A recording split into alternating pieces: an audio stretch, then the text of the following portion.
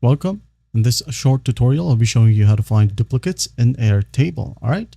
So first up, go ahead and open a workspace and head over to a project, for example, this one. And then I'm going to make sure that I am under grid view so I can easily locate it, or I can easily spot which ones are duplicates. All right. So to find it, we have two options. First one is to manually spot it. For example, these ones right here, as you can see, I'm just going to erase copy. Like that. As you can see, we can easily spot the duplicates like the title right here or the project title. And also if we're going to base it under a project description, we have it right here. All right. Now, another option is by using the search function. Now, how do we find that? Just go ahead over to the top right. As you can see here, we have this small magnifying glass.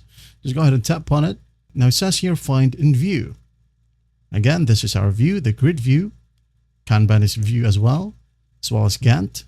Okay. Now, for example, I'm going to find in mystery like that of the lost.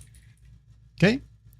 As you can see here, we have 4 records. When it says 1 of 1 right here, that means that it doesn't have a duplicate. But if it says 1 of 2, 1 of 3, or 1 of 100, well, that means that it has a ton of duplicates. All right. Now, in order to find the duplicates easily, go ahead and use the up and down arrow keys. As you can see here, this is the ones that is highlighted. And this is the ones with a light color with the same value or the same word. Use it, as you can see, like that. And you can easily spot the duplicates. All right. Then you can go ahead and delete it. Right click and hit on delete if you want to delete the duplicates. All right. That's basically how you do it. Well, I hope this video helps and I'll see you in the next one.